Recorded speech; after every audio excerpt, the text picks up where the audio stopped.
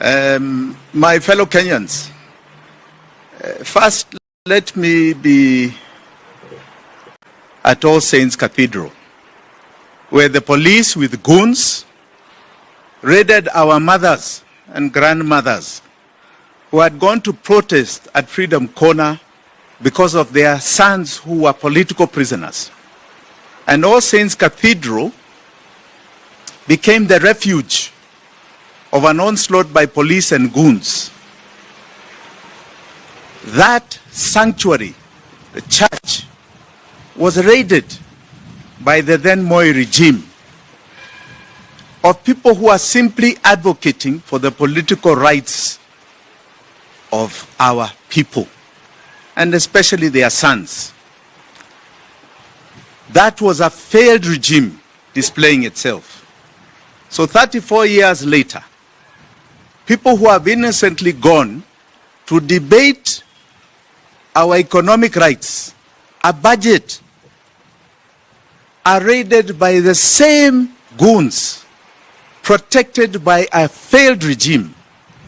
And I want to tell you, it tells you that these are the end times of the regime of William Ruto.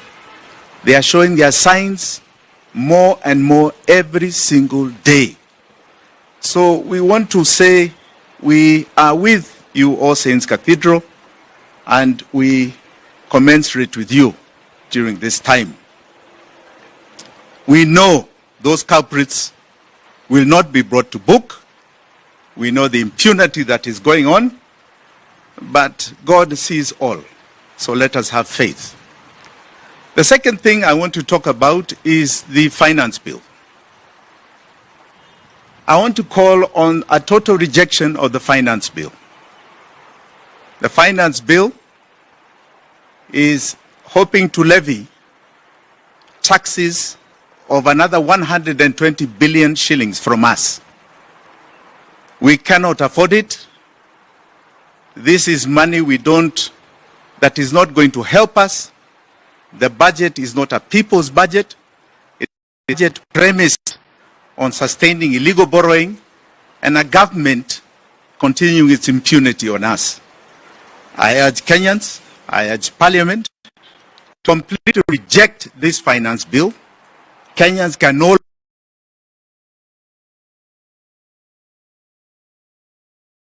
longer you tell us it is not direct tax to us. We know at the end of the day, we are going to bear the burden of that tax that you put on anybody that manufactures, anybody that imports. That cost comes. So don't try and fool us. Don't try and fool us. The CS had previously promised a budget that he was going to reduce taxation. That's clear. And we all know why. We are alive to the incompetence and the lies of this regime. The third point I would like to make is I was very happy to see my good friend Aden Duale on the Thursday last week when the budget statement was read,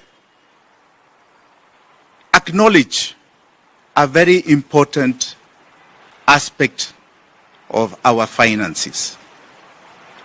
Aden Duale, who as you all know is an insider in this regime, is a CS in this regime, and previously Aaron Cheriot, accepted a very major thing. He said that there has been illegal borrowing and he attributed it to the Uhuru regime period. Thank you, Aden Duale.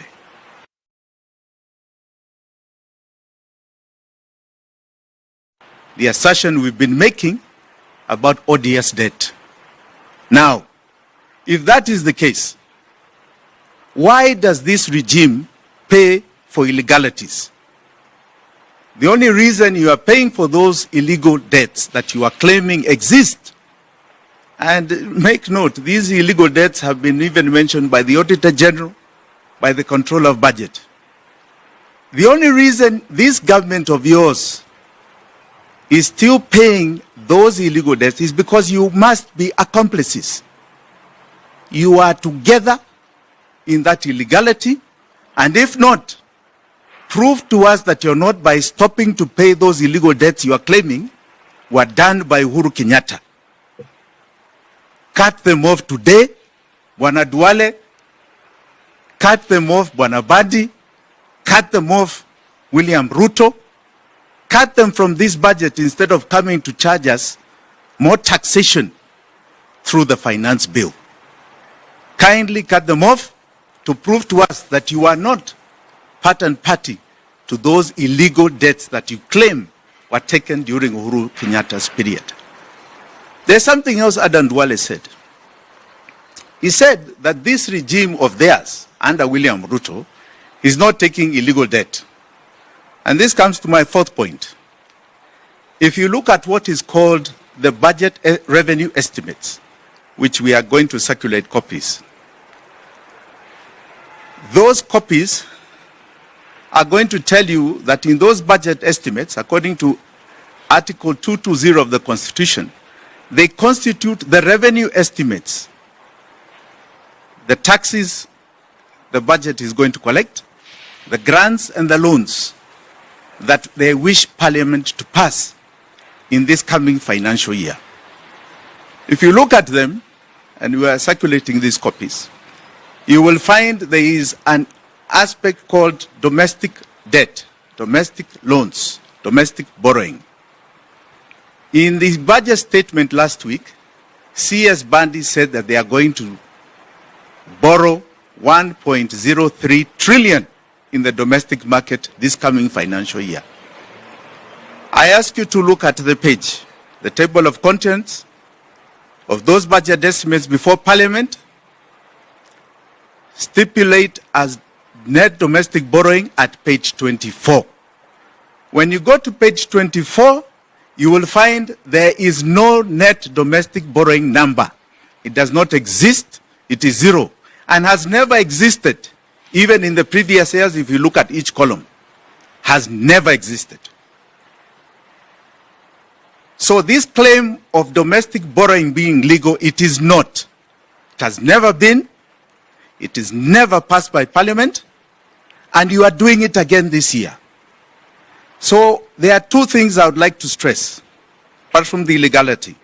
One, that we know this domestic borrowing does not exist, and there's nobody really that is taking this domestic debt to the tune of 7 trillion.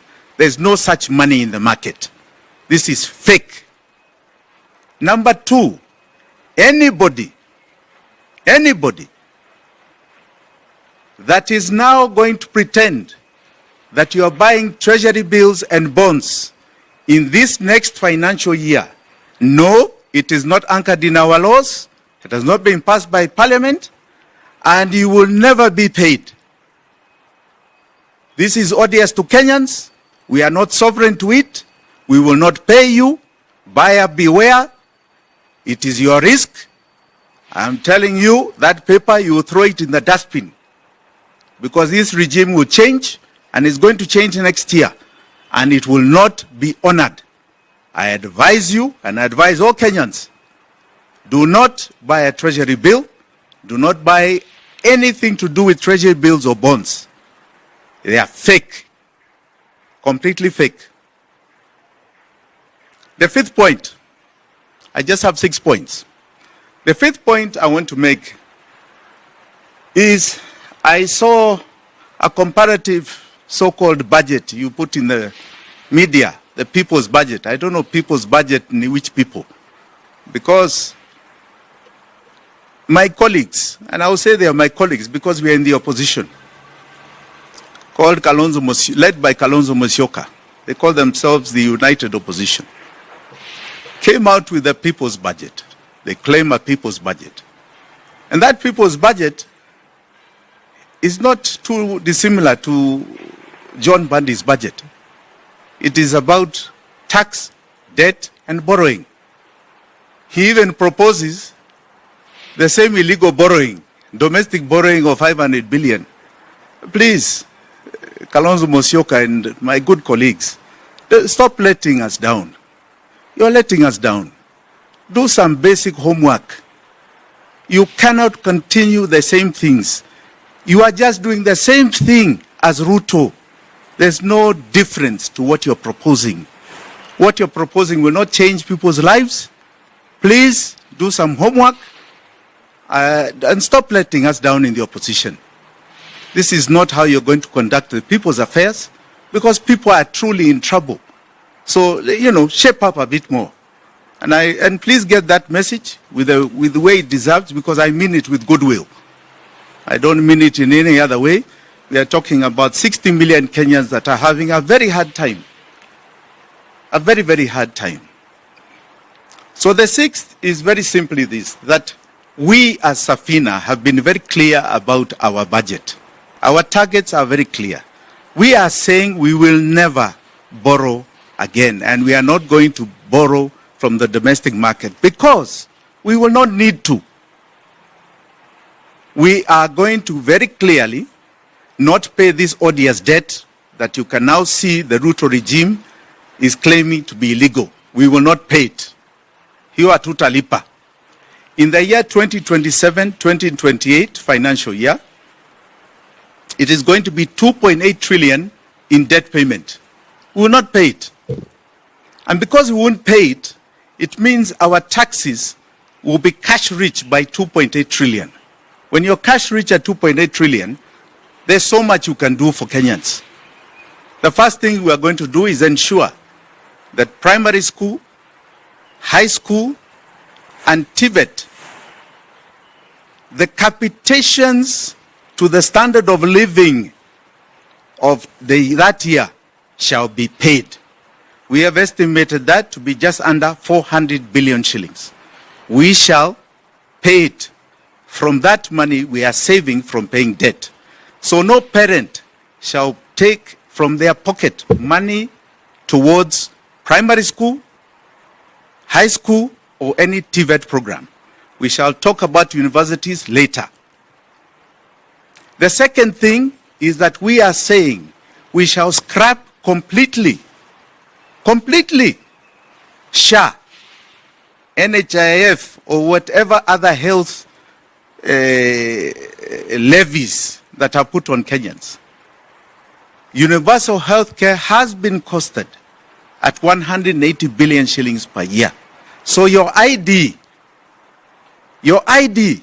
will guarantee you universal health care no matter where you are without any payment from your pocket.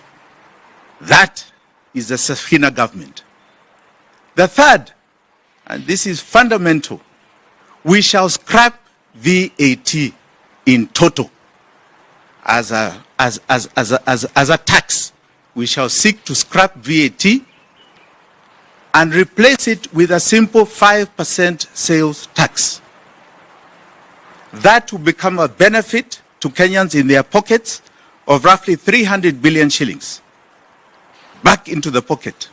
With just those three measures, we intend to inject roughly 800 billion as a stimulus to be kept in people's pockets. They do not have to remove it anymore. And we are hoping that that will spur a growth that will take us to 6, 7, and hopefully by the third year to fourth year, 10% growth rate. But the biggest carrot is going to be the fact that we are not going to borrow domestically.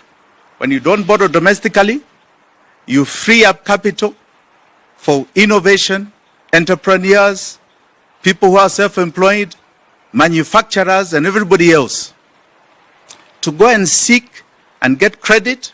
People are capitalized. Creators, content creators, they will now have money accessed at single-digit rates. We hope we can drive it to about 5%. This happened during Kibaki's time, and it's our intention to drive the banks to a single-digit interest rate to Kenyans. That is where I'd like to end. Thank you very much. Yes, Emmanuel.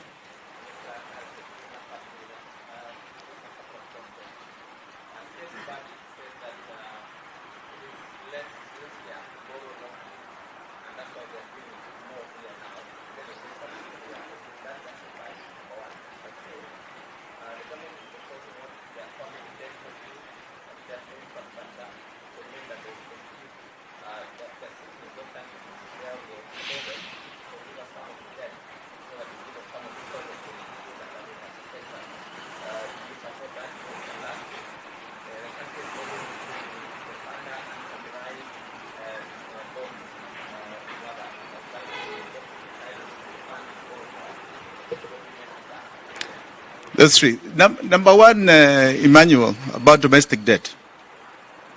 First and foremost, let Bundy show you in the estimates where domestic debt is. Because in the budget estimates of revenue, domestic debt does not exist. So that he can assert that it is at a less risk than any other debt. Number two, you know our laws say you are to borrow for development. Domestic debt is the most expensive debt you can borrow. So why would you borrow domestic for development? It is averaging about 10%. Foreign debt at most, concessionary, goes for 2%. Whether it's Chinese, whether it's bilaterals, and it is offered liberally. The only risk is currency, and you can do the variations. I can assure you it is less risky, less costly to Kenyans. Because remember, that interest rate we pay from our taxes. So the burden is on us. So he's telling a lie. The third are these things of debt swaps. Those are all good ideas. Samurai bonds, these are all debts. We don't need debts in this country. We are paying illegal debts. We don't need any more debts. And all those swaps, all those things they've been telling us for the last 3 years, they've never happened. Because our balance sheet does not allow it. Anybody who looks at us can see that we are bankrupt. Nobody is going to do any debt swap with Kenya. They've been talking about it for the last 3 years. It don't happen. So let them stop lying, giving us language. You know, we know the treasury's coffers are empty. We are bankrupt as a nation, and that's why they are seeking to bankrupt us as citizens. So, any other question? Yes.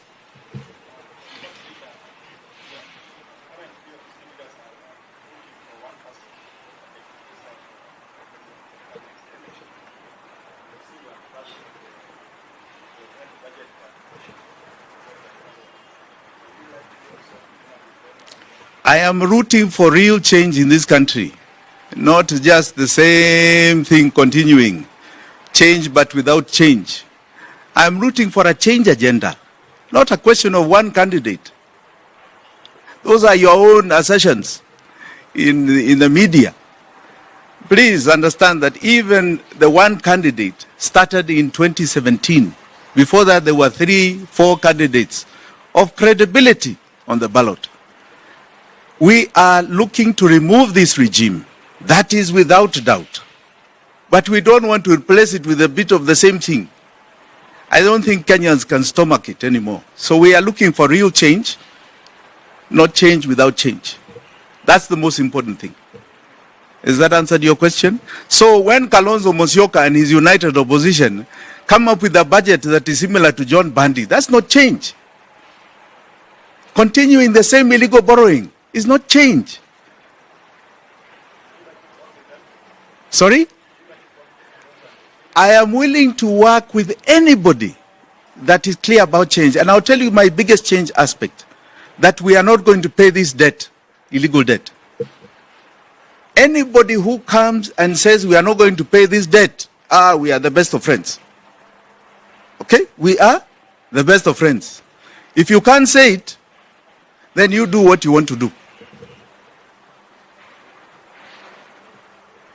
Anything else? Asanteni sana. God bless you.